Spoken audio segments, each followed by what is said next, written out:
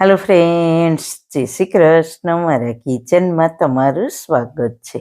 આજે આપણે બનાવીશું બ્લુ ટી. તો મિત્રો, તમે ચા તો ઘણી પ્રકારની પીધી હશે, પણ ક્યારેય બ્લુ ચા નહીં પીધી હોય. આ ફૂલને તમે ઓળખતા જ હશો. આ છે કોયલના ફૂલ. કોયલના ફૂલને હિન્દીમાં અપરાજિતાના ફૂલ કહે છે. ગુજરાતીમાં કોયલના અને વિષ્ણુકાંતા તરીકે ઓળખવામાં આવે છે. કોયલના ફૂલ ડાયાબિટીસથી લઈને કેન્સર સુધીની બીમારીઓને મટાડવામાં રામબાણ ઇલાજ છે.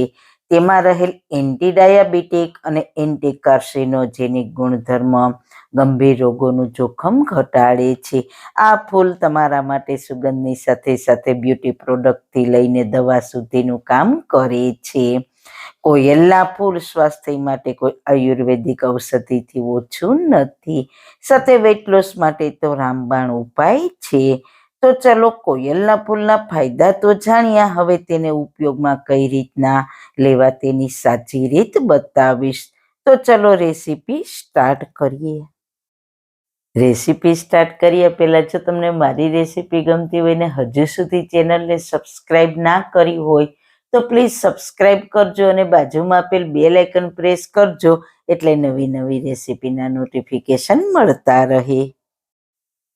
વાળના તમામ પ્રકારના પ્રશ્નો સોલ્વ કરતું 42 જડીબુટ્ટીઓથી બનાવેલું ઔષધિ તેલ, જે અમે લોકો જાતે જ ઘરે તૈયાર કરીએ છીએ, કોઈ પણ કેમિકલ્સના ઉપયોગ વગર, બિલકુલ નેચરલ છે. 42 જડીબુટ્ટીઓ ભેગી કરીને લોખંડની કડાઈમાં ઔષધિ તેલ તૈયાર કરવામાં આવે છે. જો તમારે ખરીદવું હોય તો તેના ઓર્ડર અમે લઈએ છીએ. ઓર્ડર કન્ફર્મ કરવા માટે વોટ્સએપ નંબર સ્ક્રીન પર જોઈ શકો છો. જો તમારે આ તેલનો પૂરો વિડીયો જોવો હોય તો તમને આ ચેનલ પર મળી જશે અને ડિસ્ક્રિપ્શન બોક્સમાં લિંક પણ મૂકેલી છે. સૌથી પહેલા કોયલના ફૂલની ચા બનાવવા માટે તમે જોઈ શકો છો કેટલા સુંદર ફૂલ છે. જેટલા સુંદર ફૂલ છે તેટલા જ આપણી હેલ્થ માટે ફાયદાકારક છે. કોયલના ફૂલ શ્રી પ્રભુને ખૂબ જ પ્રિય છે, એટલે જ તેને વિષ્ણુકાંતા તરીકે પણ ઓળખવામાં આવે છે. આ ફૂલથી બનાવેલી ચાને બ્લુ ટી તરીકે ઓળખવામાં આવે છે. આ ફૂલની ચા પીવાથી તમારી આંખની રોશની વધશે. તમારા વાળને કાળા ઘાટા ખૂબસૂરત ચમકીલા બનાવે છે. આ ફૂલની ચા ઇમ્યુનિટીને બૂસ્ટ કરે છે, તો ખૂબ જ ફાયદાકારક છે. તો આ ફૂલમાંથી બનાવેલી ચા તમે દિવસમાં ગમે ત્યારે ભોજનની સાથે પણ લઈ શકો, રાત્રે પણ લઈ શકો અને સવારે ખાલી પેટે પણ લઈ શકો. તો ફૂલને પહેલા સારી રીતના ધોઈ લઈએ, કારણ કે તેમાં માટી કીડા હોય તો તે દૂર થઈ જાય. હવે પેનમાં 2 કપ ચા બનાવવા માટે 2.5 કપ પાણી ગરમ મૂકીશું, કારણ કે તેને આપણે 10 મિનિટ ઉકાળીશું, એટલે પહેલાથી જ 2.5 કપ પાણી લઈશું. 1 કપ ચા બનાવવા માટે લગભગ 4 થી 5 ફૂલનો ઉપયોગ કરી શકો. તમારી પાસે ઓછા ફૂલ હોય તો ઓછા પણ લઈ શકો. 1 ઇંચ જેટલો તજનો ટુકડો અને 1 ઇંચ જેટલા આદુના ટુકડાને વાટીને એડ કરીશું. મિક્સ કરીશું. બસ થોડી જ વારમાં ફૂલનો સારો કલર પાણીમાં મિક્સ થવા લાગ્યો છે અને ચા ઉકળવા પણ લાગી છે. આજ હું 3 પ્રકારની ચા બનાવતા શીખવાડીશ.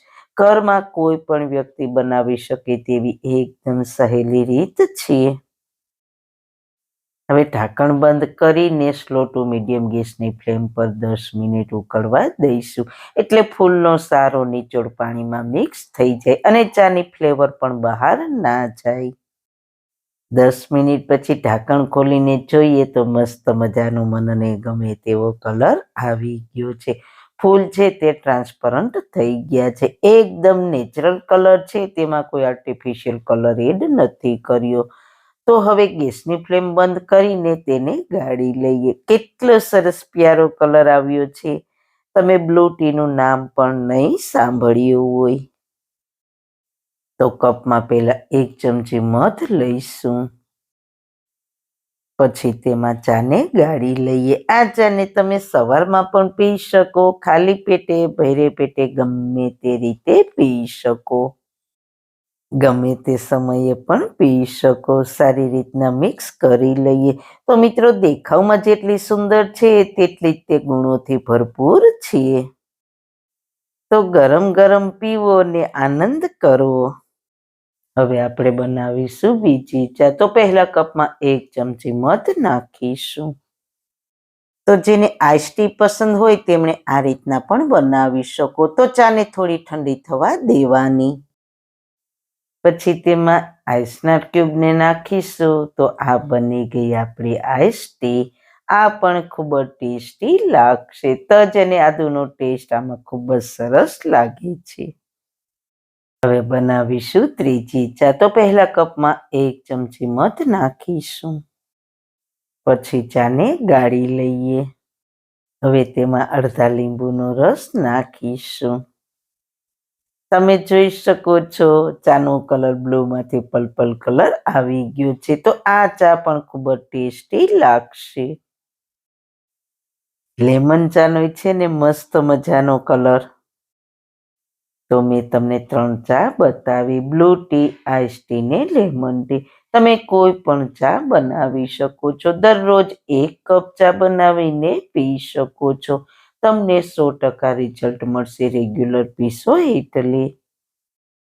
તો જરૂર ટ્રાય કરજો. તમે પણ આ કોયલના ફૂલનો છોડ તમારી ઘરે કુંડામાં ઉગાડજો અને આ ચા બનાવીને રોજ તેના અઢળક ફાયદા મેળવજો.